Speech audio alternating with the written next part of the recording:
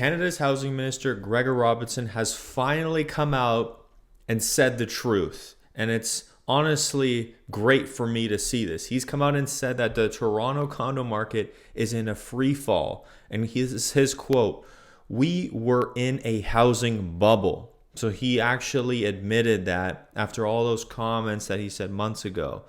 So after years of rapid price increases, many buyers and investors are finally feeling the impact of a market correction. Prices that once seemed unstoppable are now coming down.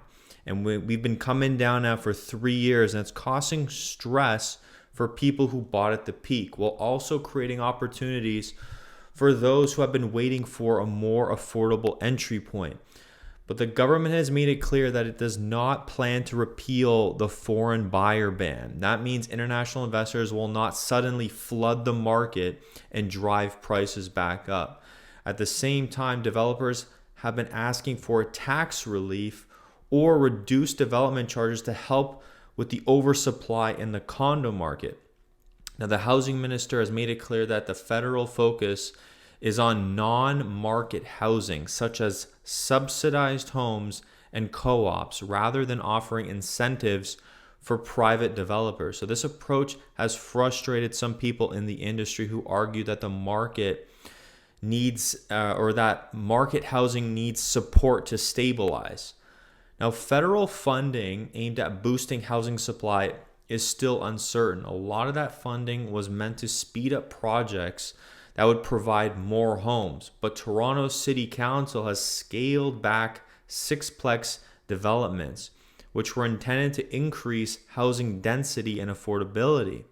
In other words, the tools to improve housing supply exist, but they are not being fully used yet. This combination of slow federal action and local political obstacles is part of what's contributing to the current market correction.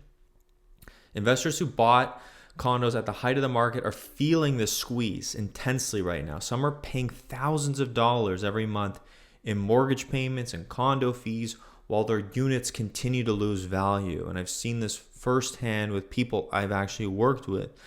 Many are in negative equity, meaning their homes are worth less than what they owe on the mortgage. Okay, and this is a common story now with a lot of people who own condos. Other buyers are sitting on the sidelines waiting to see if prices fall further before they make a move. This can feel scary for investors, but also serves as a necessary adjustment to a market that had become overheated and unsustainable, right? This is just the opposite of that.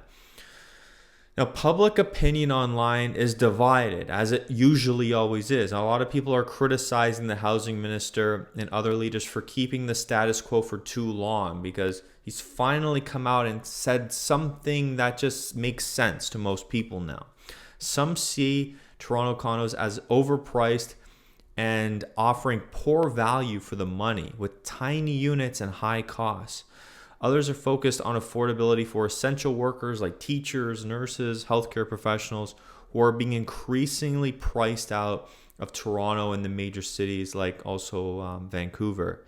There's a sense that the market has prioritized investors over the people who actually live and work, and that balance is finally starting to shift the other way. So for investors, this correction is a reminder that real estate is not a guaranteed path to wealth.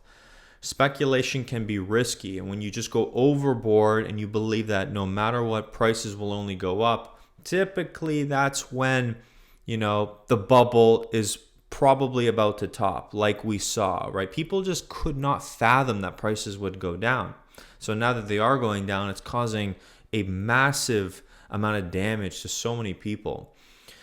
Those who plan for long-term stability are better positioned to weather the correction. So everyone who was more careful and they didn't over-purchase property and didn't over-leverage themselves, those are the people that are just able to sustain themselves now, continue making their payments.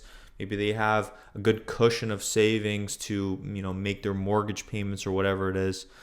While those who bought at the top and bought aggressively are now at the point where they're defaulting, where they're losing more and more money every month right? And their asset base and their equity base is shrinking, right? And it's causing some severe damage for those people. And it's a hard lesson.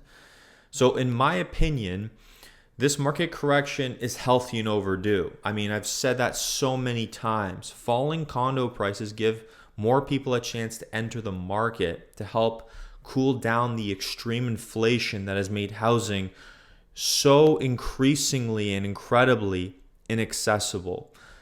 The solution going forward should be to focus on real affordable housing rather than just protecting the investors who bought at the peak of the market in 2022.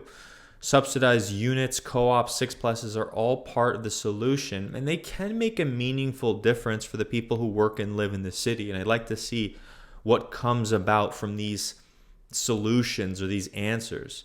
But the main thing is the condo market in Toronto is changing, and it will change rapidly. While headlines may sound dramatic, this correction is part of the normal cycle, right? We got overheated, things went too high, and they're just coming down. And this is normal, and people have to realize that. Buyers, renters, and investors will all feel the effects, but in the long run, I think a more balanced market benefits most people. Prices coming down allows the city to reset, creating more opportunities for people to own a home and reducing that pressure that people felt that made them feel like no matter what, they were never going to buy. So those are my opinions. Let me know what you guys think of the housing minister's comments about the condo market in free fall. Let me know.